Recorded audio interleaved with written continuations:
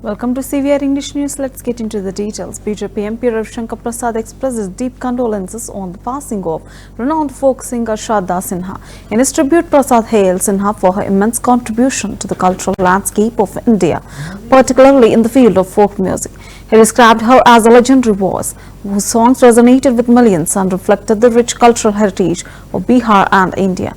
Prasad also acknowledged the impact of Sinha's music on generations of listeners, emphasizing that her legacy would live on through her timeless work. The news of her death was left the music world in mourning, with many leaders and cultural figures paying tribute to her remarkable career. कोकिला शारदा सिन्हा जी हमारे बीच नहीं रही। ये संगीत, संस्कृति और संस्कार के लिए एक अपूर्णीय क्षति है। वो मेरे प्रांत बिहार से थी और जिस तरह उन्होंने भक्ति गीत, छठ मैया के गीत और बाकी क्या भोजपुरी और क्या मैथिली के गीत को अपने सुंदर स्वर से जो ऊंचाई दी, वो भारत ही नहीं पूरी दुनिया में गुनगुनाया जाता है। और एक ऐसा दुखद कहूं या सुखद संयोग कहूं कि छठ के उनके गीत जो हम लोग छात्र जीवन से सुनते थे, वो भी छठ की पूजा कल से पहला रखोगा, तो गली गली नुक्कड़ नुक्कड़ पर बज रहा है। मुझे तो अभी भी याद है, कांच ही कांच के बहंगिया बहंगी लचकत जाए। इतने सुरीले स्वर में उन्होंने गाया कि मैंने अपने छात्र जीवन में इसको पहली बार सुना था और जब भी सुनता हूं एक नयापन दिखाई पड़ता है। बहुत ही सरल सादगी का जीवन, क्या पद्मश्री, क्या पद्म भूषण, इन बड़ी उपलब्धियों ने उनको कभी एक प्रकार से अंदर में कोई अहंकार का भाव नहीं आया। जब भी मिलती थी, मेरा मिलना हुआ है उनसे, वही सरलता, वही सहजता। आज सुबह मैंने उनके पुत्र से फोन से बात भी किया था, पटना से। उन्होंने कहा था कि स्थिति थोड़ी चिंताजनक है, हम सभी प्रार्थना करें। हम सबों ने प्रार्थना की, लेकिन इस पीड़ा में मैं एक संतोष का भाव भी देखता हूं। जिस छठ के गीतों को शारदा जी ने भारत ही नहीं प्रवासी भारतीयों में दुनिया भर में लोकप्रिय बनाया, उसी छठ के त्योहार के आयोजन के समय उनकी जीवन लीला समाप्त हुई। शायद छठी मैया का भी आशीर्वाद उनको मिला।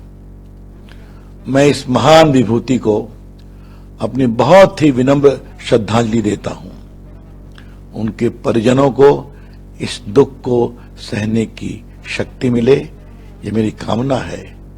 लेकिन ये मैं अवश्य कहूंगा, जब तक उनकी आवाज, उनके भजन और उनके छठ के गीत रहेंगे, उनका जीवन हमेशा आने वाली कई पीढ़ियों तक उतना ही प्रमुखता से याद किया जाएगा, ऐसा मुझे लगता है। ओम शांति। कि कोकिला शारदा सिन्हा जी हमारे बीच नहीं रही। ये संगीत, संस्कृति और संस्कार के लिए एक अपूर्णीय क्षति है। वो मेरे प्रांत बिहार से थी और जिस तरह उन्होंने भक्ति गीत, छठ मैया के गीत और बाकी क्या भोजपुरी और क्या मैथिली के गीत को अपने सुंदर स्वर से जो ऊंचाई दी, वो भारत ही नहीं पूरी दुनिया में गुनगुनाया जाता है। और एक ऐसा दुखद कहूं या सुखद संयोग कहूं कि छठ के उनके गीत जो हम लोग छात्र जीवन से सुनते थे, वो भी छठ की पूजा कल से पहला रखोगा, तो गली गली नुक्कड़ नुक्कड़ पर बज रहा है। मुझे तो अभी भी याद है, कांच ही कांच के बहंगिया बहंगी लचकत जाए। इतने सुरीले स्वर में उन्होंने गाया कि मैंने अपने छात्र जीवन में इसको पहली बार सुना था, और जब भी सुनता हूं एक नयापन दिखाई पड़ता है। बहुत ही सरल सादगी का जीवन, क्या पद्मश्री, क्या पद्म भूषण, इन बड़ी उपलब्धियों ने उनको कभी एक प्रकार से अंदर में कोई अहंकार का भाव नहीं आया। जब भी मिलती थी, मेरा मिलना हुआ है उनसे, वही सरलता, वही सहजता। आज सुबह मैंने उनके पुत्र से फोन से बात भी किया था, पटना से।